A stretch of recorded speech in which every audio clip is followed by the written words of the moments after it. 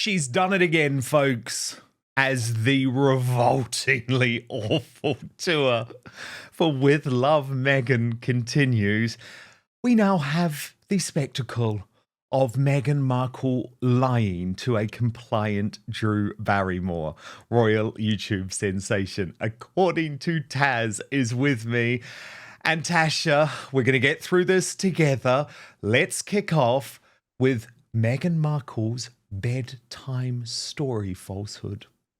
I always make it a point when I'm traveling, if I can't do bedtime stories with my kids, because Archie and Lily are just 3 and 5, so I'll always pack a really thin book and I'll videotape myself reading it. So whoever's with them, Papa can say, here's Mama reading your bedtime story. You find ways to show up for each other. And if that's the one thing that I can convey through the show or through As Ever as a brand, I want people to know you can show up for each other because you know how good it feels when someone shows up for you. Tasha, she's the most hands-off mother in Montecito. What did you make of it? Well, just by talking about your children, it's good to tell other parents, it's good to show up for your children, your 3 and your 5-year-old. You're thinking, who talks that way about her kids? And I don't know if it was a bit of a slip up there when she says, when whoever's looking after the children, oh, Papa, I meant Papa. And you're like, how many people do you leave your children with, you know? It's pretty obvious they leave them with nannies, but it was the way, oh, well, whoever's with the kids that particular time that I'm away, that doesn't to me sound like a mum that is showing up for her children on a regular basis. No, indeed. Look, these are kids that have pretty much been raised by nannies. Absolutely. That's just a fact. And she was caught out again.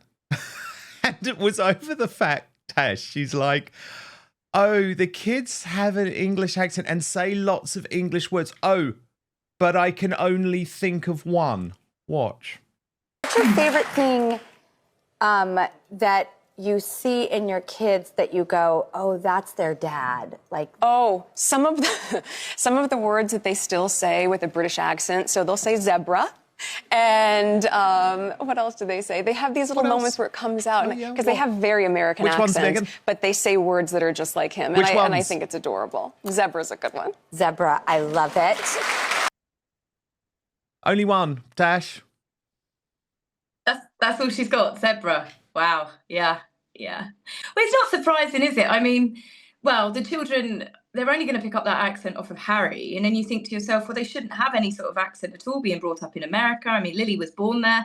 The nannies, I'd imagine, are American as well. And it's just, she just says the strangest things and it adds fuel to the fire of how much time does she actually spend with these kids? Indeed. Then we got the surprise and delight moment. You talk about like surprise and delight on the show with your guests. When was the last time you were surprised and delighted? Last night, and also this morning, but last night when I went back to my hotel, there was this sweet card from my kids and my husband saying, we're so proud of you, Mama, and congrats on the show, and with flowers. And I just thought, okay, here we go. And I felt so loved. So that he had planned it in advance to make sure it was there when I got to my hotel room. It was really sweet. Do you buy that one? The audience's faces at the end, Dan. I mean, I think that's just what everybody was thinking in the audience. Normally that's a moment where everybody collectively goes, oh, isn't that sweet? They were like, yeah, she's not known for telling the truth, is she? And yes, the card is sweet, but I've looked at that card and it's been written out by an adult, and the 3 children were allowed to put their signatures at the bottom of it, and obviously including Harry. It was, I can't help but feel that she probably sat there in her hotel room and did it anyway, just to make sure that it was aesthetically pleasing. You can't have any sort of shoddy handwriting. And is it really a sweet moment with your hapless 2 invisible children, Tash, if actually all you intend to do is use that card to plug your Netflix series? I'm not so sure. It's everything to do with the children, considering how quiet she's been about the children since, well, since in the beginning. You know, we were only allowed to see them when we saw Archie on Oprah, but that's because she was trying to push the family narrative, show the baby, everyone would feel extra sorry for them. And then similar with Netflix. And then they have been keeping their children away. And now, since she's gone back onto social media and she's been promoting With Love Meghan, it's like someone said to her, look, for good PR, you've actually got to start showing the kids and wheeling out the kids. It would be great to get traffic for people to come watch the show. And as I'm 5 episodes in, Dan, and the children do not feature, but I feel like she's almost falsely led some of her fan base to believe that the children were going to be in it by using them so much in the build up to it. Indeed, indeed. Now, what was funny about this Drew Barrymore episode is it's very clear that there is a real push for Meghan Sussex to become a thing. Now, before I show you this moment, I want to take you through a theory from our friend at the Royal News Network, Brittany, who posted, Meghan's pushing hard to be called Meghan Sussex. If Catherine is still called Kate Middleton, Meghan has and will always be Meghan Markle. But here's the key point, Tash. Also, does it feel like she's preparing for divorce with going by Meghan Sussex, as if she knows she won't be a duchess forever?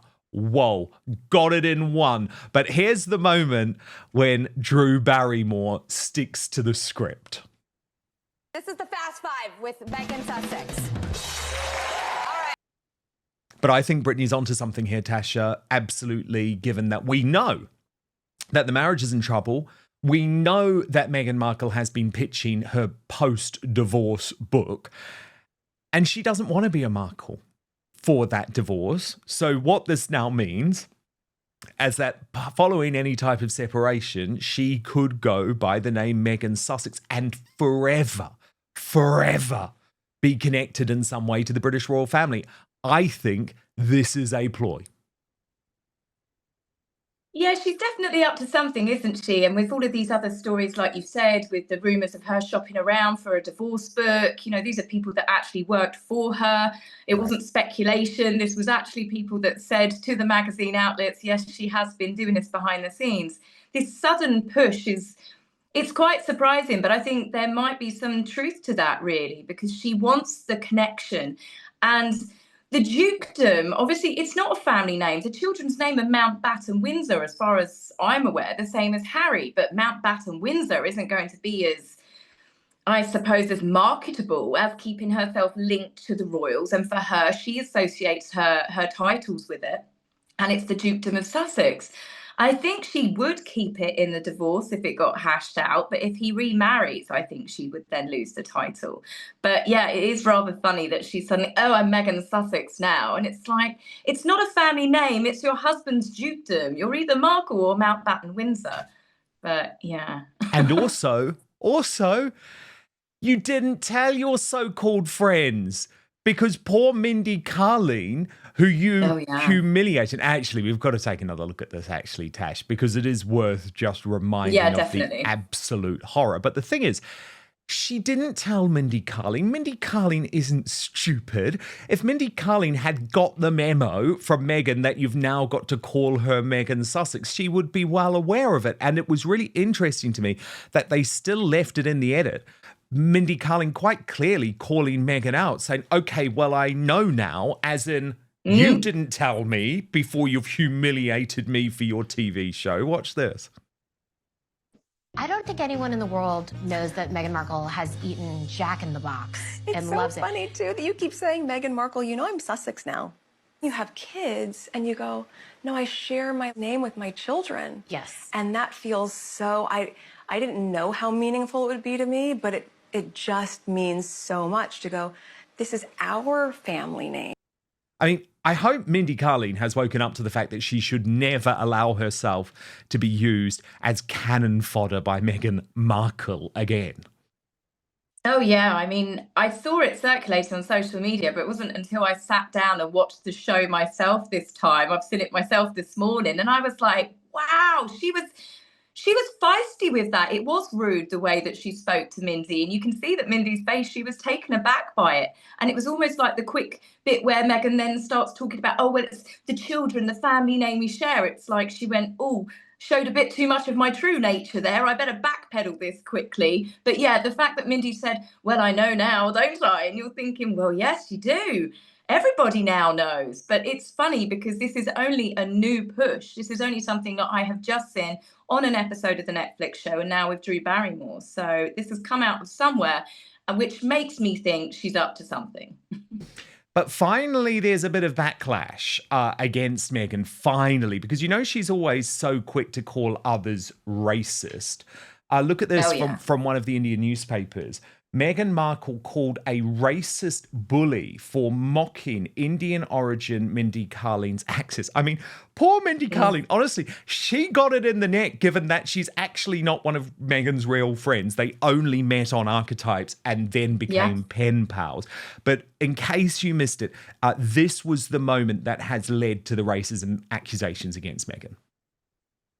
Meghan, I want to ask about your look. My who? Your look.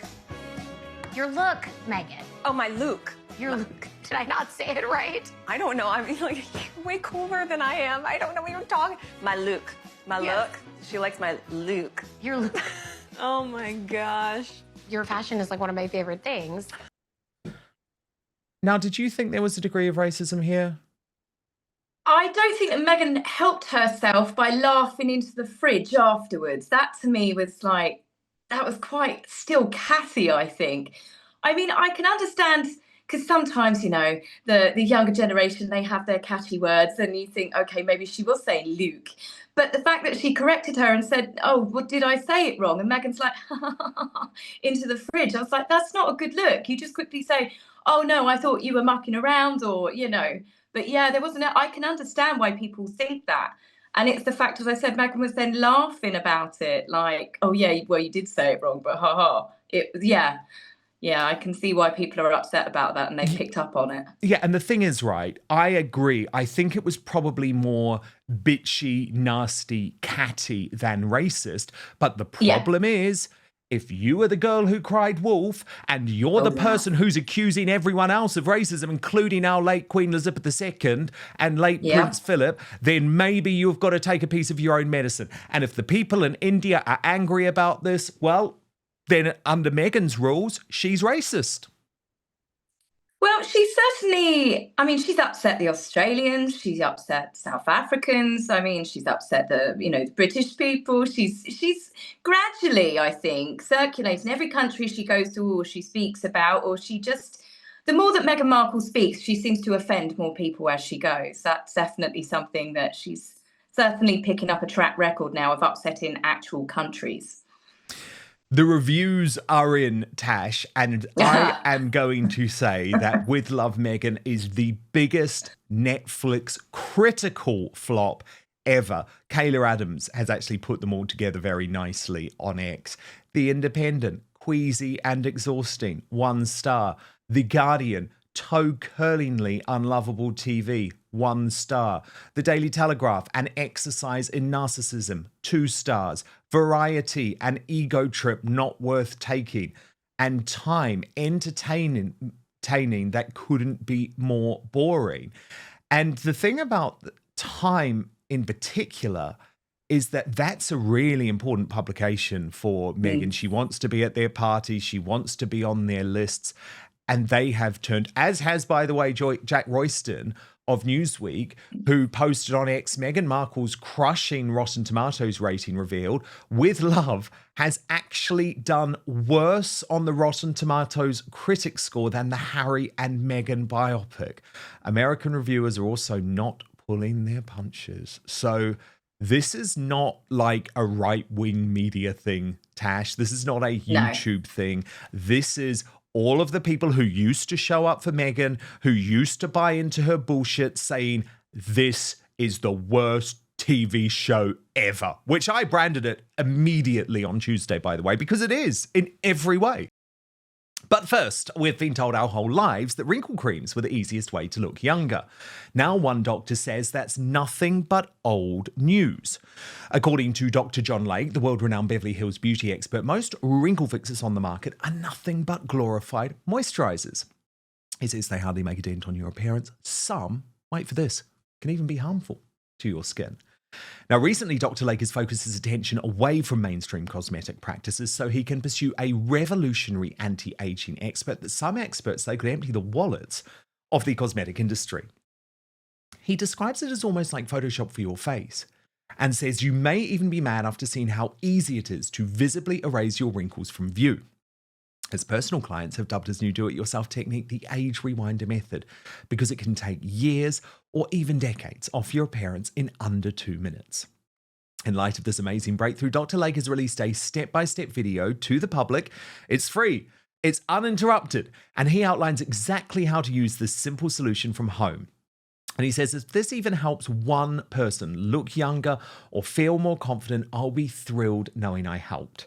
The video, you won't be surprised to learn, has gone viral. It was first shared on Facebook. Since then, it's racked up over 2.3 million views and counting. So far, the comments and feedback have been outstanding, with thousands of women reporting they look decades younger. One even commented, best results of anything I've used. I can't believe how well this works. I'll never stop using this. I don't understand how it works, but the results are great. Thank you. So you can find out more about this yourself right now. Just go to bhmd1.com/outspoken or just click on the link in the description box below. That's bhmd1.com/outspoken. Now, there is one thing Dr. Lake asks from his viewers.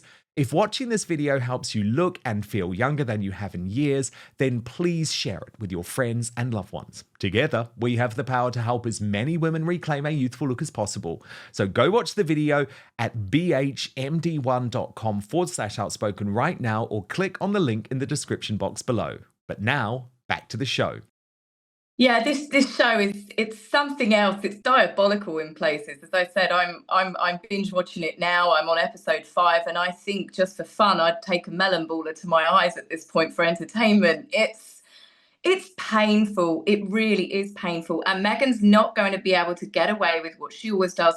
It's misogyny, it's racism, it's the palace at work, it's a calculated smear campaign, it's royal fans that don't like it. And you're like, well, now it's people that are even Republicans that call her out. It's people that have never had interest in the royal family, didn't care about the saga, didn't care about her marrying into it, and they didn't care about Oprah. You have got a lot of an American audience that just don't care.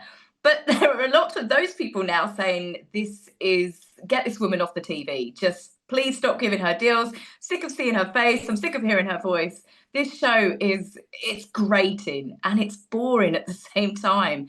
I really thought that there would be something to draw people in. Even people that wanted desperately to hate watch are tuning off. They can't make it through the full 8 episodes. Oh, no way. From what I've seen, I don't blame them. No way. It is interesting, though, because it's not a flop in the way that Polo was, but Royal News Network has done a bit of work on this. So let me take you through this, Tash. Brittany says, Meghan must be bummed her show isn't number 1, or even in the top 5, just in the top 10, and soon to drop out entirely. It's also fairly telling that her follower number haven't surged post the show, still saying it just 2.2 million followers. That's on Instagram. Pretty good indicator that the response is tepid at best. If this was a smash hit and people wanted more, her socials would probably be going crazy. This failed to land and probably damaged her reputation even more. And she went on to say, I believe we can probably label With Love Meghan a flop, given its rather dismal performance, debuting at just a measly number 6 on the top 10 offerings for Netflix. That's in America. The streaming company isn't paying Harry and Meghan upwards of $100 million for shows to debut at number 6. And this doesn't have the tabloid interest to drive additional views. I imagine it will drop out of the top 10 tomorrow. The show was beautifully shot, but objectively bad with a terrible host. It's not even good enough to hate watch, but instead something that could be used to torture prisoners of war. I would guess the internal metrics at Netflix will show that most viewers dropped out within the first episode or two. Perhaps now Netflix will finally give up the pretense that Harry and Meghan were even remotely worth the obscene price tag they paid. Meghan can hustle, but she doesn't have a smidge of star power or likability. Better for Netflix to cut their losses and move on from the embarrassment of being played by the grifters. However, it did just sneak in to the US top 5. This is the latest chart. But, and there's a really big but here, this is a case of curiosity killed the cat. And the watch time on this show, which is the metric that Netflix really cares about, is going to be so low, Tash. Because people are, I mean, the fact they used Daniel Martin in the first episode was a dire decision because it brings out the absolute worst in Meghan, I think, having her gay BFF on the payroll sycophant fawning over her. I don't even think people are going to go to episode 2 where you actually get an actual celebrity in Mindy Kaling. Yeah, Daniel was an interesting choice. You think you would have used someone, you know, one of the big, she didn't really have many big name people on there, but you think you would have gone for someone that draws the audience in. And the fact, even the whole BFF thing, she's like, I know his favorite snack is peanut butter, but I'm going to write on the label peanut butter in case he's allergic to nuts. You know, some people are. And then she's like, patching up his hand, and she didn't realize he was a lefty, and then she was shocked that she didn't know that he lived in a small apartment in New York. Doesn't sound like someone that's a really good friend who's never been to your apartment and doesn't know little details about you. Oh, he could eat peanut butter, but he could also die. Maybe I should put in an EpiPen into the guest room as well. Tash, you are so right, and let me tell you why. Because these gay makeup artists, I know a lot of these guys, right? They are so lovely. But when they are working for one of the big celebrities, they don't talk about themselves. They are there to listen to their queen. He listens to Meghan moaning 24/7. She don't give a damn about him. She just cares that he is there. And it was hilarious, wasn't it, when he went outside and looked at the view at the house that isn't actually Meghan's house and said, oh, it just all looks so fake, because I thought, what you're doing is talking about your friendship. It is the fakest friendship there's ever been. You cannot have a friendship with a guy who is on the payroll. No, and it didn't just stop with Daniel either. There was one with Delphina that made me laugh earlier, where she said Meghan was saying to the camera, I've just learnt to make focaccia. And Delphina comes in and she says, oh, yes, I've been dying for you to make this for me for years, like it was a family recipe that Mama used to make, you know? And it's like there's so many slip-ups in this to show that Meghan doesn't know these people properly, like proper friends. Abigail Spencer, I believe, is she's the longest running friend, where they knew each other on Suits. And even the way that they talked to each other there were moments and you're like, don't you know this sort of stuff? And then they could just be playing up for the camera. But I found those three women together. I've just watched this episode and it was like the Witches of Eastwick. And it was just where they're all stirring their mimosas. And I'm just thinking this can't get any worse at this point, surely. Yeah, well, indeed. I when I saw these women together, Tash, I was like, I don't want to be part of this group. And I don't know if anyone is watching the latest series of White Lotus with the 3 girlfriends who actually secretly despise each other. I'm like, this is it. You hate each other. You're not there for each other at all. But I did have to talk, Tash, about the drinking. There's a lot of it. There's a lot of it. Watch this. Thanks for being here. Oh my gosh, thanks for having us. The tea is to the side. To a life well lived. And to you. And to you. Here's our tequila. That smells good. And we're ready. This is why my mahjong game is never quite as strong. Now, Tash, I like a drink. I like a drink, so I'm not one to judge, but I don't have many drinks at work.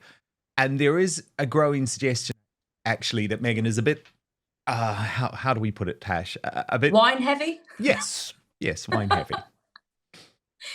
Yes, from what I'm seeing, I mean, she's doing drinks all the time, and then the way she's casually talking about having drinks at a child's birthday party, and I'm thinking, I've been to a few children's birthday parties, and it's not the sort of place generally you see parents drinking because they're trying to keep an eye on about 20 different kids running around, and it's just absolute chaos. But there is a running theme with this. I don't know if it's in a build-up, but Meghan, I have heard rumours she's now going to potentially start selling some of her own alcohol, but she is giving that whole rich mummy, designer clothes, get drunk by the pool during the day, let the nannies look after the kids. She's not doing that sort of reputation she's built up any favours. She's definitely fueling it. But between the alcohol, the dead flowers that get sprinkled on absolutely everything, and if I hear the word crudité again, I think I'm going to slap the next person. It's all been about crudités and boards. Did you know that you can chop up vegetables and put them on boards, Dan? Revolutionary, honestly. Oh my God, I know. And she hasn't even chopped them up herself. Also, I'm sorry, like, raw vegetables are miserable. Come on. I just, but absolutely, she was obsessed with two things, crudités and putting dead flowers on bloody everything. And I hate flowers on food. I hate edible flowers. It's like, no wonder me and Meghan clash in so many ways, because I'm like, if you're an edible flower girl, you're not a me girl at all. Can we talk about her outfits though, Tash? Because Cami Soto made a really good point. 2022 on Netflix, Meghan said, most of the time I was in the UK, I rarely wore colour. To my understanding, you can't ever wear the same colour as Her Majesty or as one of the other more senior members of the royal family. To respect it, she begrudgingly only wore neutrals. 2025 on Netflix, did we have any colour whatsoever? No. Meghan always wanted to wear neutral colours. It was just yet another lie about the British royal family, right? Oh, absolutely. We've seen this over the past year, when probably the last couple of years since she's left, she wears an awful lot of beige, light brown, camel. It's all the same, the chart that no one looks at when they want to go buy paint when they're redecorating. There's always that one chart that no one bothers with. That's Meghan's outfit choices. And to see it so many outfit changes collectively together on Netflix, her wardrobe is as boring as her cooking. That is without a doubt. Meghan McCain actually posted about her outfit, just putting this out there. I don't trust a woman cooking in a white cashmere sweater. I love to cook and eat. When I cook, I make messes and usually spill all over the place. Who is Meghan Markle kidding? Is that a fair point, Tash? Oh, absolutely. White billowing sleeves, brand new. She's got no splashback from even cutting up a tomato. She is, nobody goes into the kitchen and puts the stove on, and she's got whopping great big pantaloon sleeves that could catch fire. I'm surprised she didn't go up like Mrs. Doubtfire at one point, especially with all of that hair hanging over and all of the food.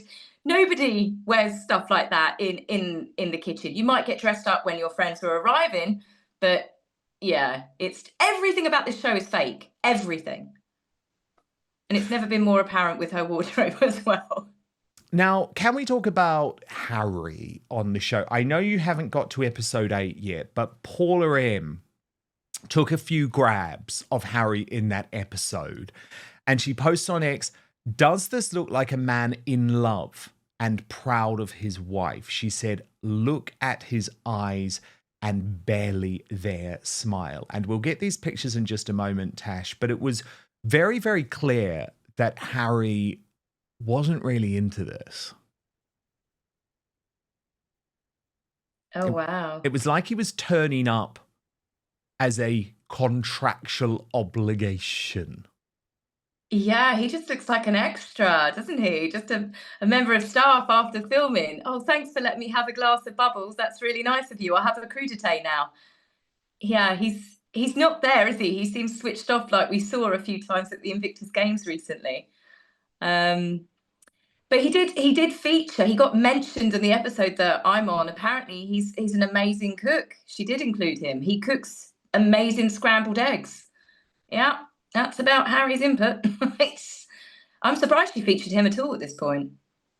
And it does sort of fit into this whole idea. Grazia's reporting on it. They're very pro Meghan, but is this show part of the trad wife revolution? Now, Meghan is, of course, desperate to try and say, no, I'm not a trad wife, because trad wife are horrible, like MAGA supporting type people.